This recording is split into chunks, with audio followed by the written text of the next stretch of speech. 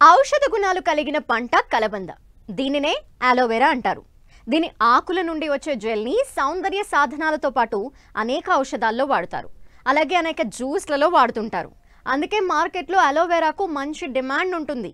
ఈ అవకాశాన్ని సద్వినియోగం చేసుకుంటూ ఎకరాన్నరలో అలోవెరా సాగు చేపట్టారు అనంతపురం జిల్లాకు చెందిన ఓ రైతు. మరి ఆ వివరాలేంటో ఇప్పుడు చూద్దాం.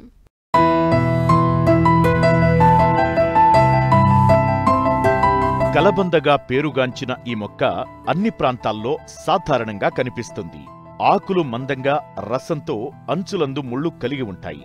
ఇది ఎడారి ప్రాంతాల్లో పెరిగే మొక్క.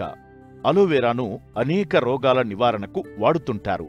అంతేకాదు దీని జెల్ను చర్మ సౌందర్య క్రీముల తయారీలోనూ ఉపయోగిస్తుంటారు.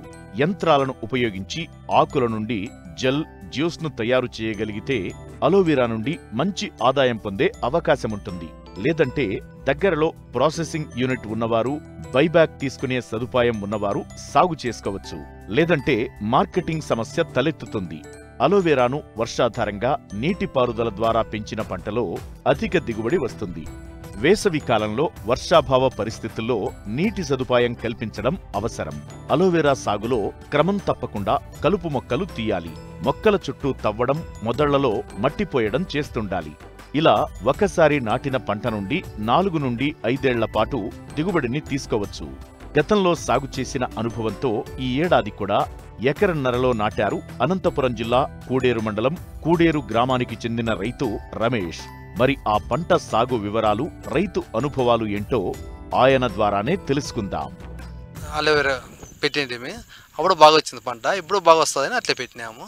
ఫ్యాక్టరీ ఓపెన్ కదా, ఫ్యాక్టరీ ఓపెన్ అయితే మాకు మామూలుగా జరుగుతూ ఉంటుంది. మామూలు అప్పుడు ఎకరన్నర, ఇప్పుడు ఎకరన్నర పెట్టాం. ఎకరాకి 12,000 మొక్క 12,000 మొక్క దాకా పెట్టచ్చు.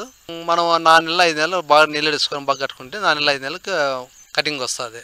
చాలా 2.5 3 పెట్టుకోవచ్చు. మధ్యలో మనం నీళ్ళు చాలా అంటే ఇడుచుకోవచ్చు, కాలువ చేసి, లేదంటే డ్రిప్ ద్వారా వదులుకోవచ్చు. గిడ్డి తొలగించుకోవాలా, మామూలు కట్టుకుంటూ పోతాండాలి. నీళ్ళు మందులు ఏం అవసరం లేదు, ఎరువు కానీ మందులు కానీ ఏం అవసరమే లేదు. నీళ్ళు ఒకటి కట్టుకోవాలా, గిడ్డి తొలగించుకుంటే ఎద్దులతో గుండుకు కట్టించుకొని తోలుకుంటూ పోతాండాలి.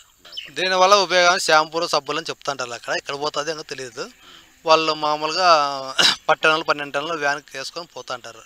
మనం బాగా నీళ్ళు కట్టుకొని బాగా చూసుకొని 4 నెలలు 5 నెలలకు వస్తుంది. అప్పుడు కటింగ్ చేసిన తర్వాత మళ్ళీ 3 నెలలు 4 నెలలకు మళ్ళీ వస్తారు. మనం ఎంత శ్రద్ధగా చూసుకుంటే అది వస్తూ ఉంటుంది. ఎకరా బాగా మినిమం 10 టన్నుల నుండి 20 టన్నుల వరకు వస్తుంది సార్. సెకండ్ కటింగ్ పెరుగుతుంది సార్. మా 5 టన్నులు 6 టన్నులు పెరుగుకుంటూ పోతుంది. పిలకలు ఉంటాయి మధ్యలో వస్తాయి, ఆ గ్యాప్లు ఎత్తా ఉంటుంది. టన్ను ఇప్పుడు 4,000 అని చెప్పినారు సార్.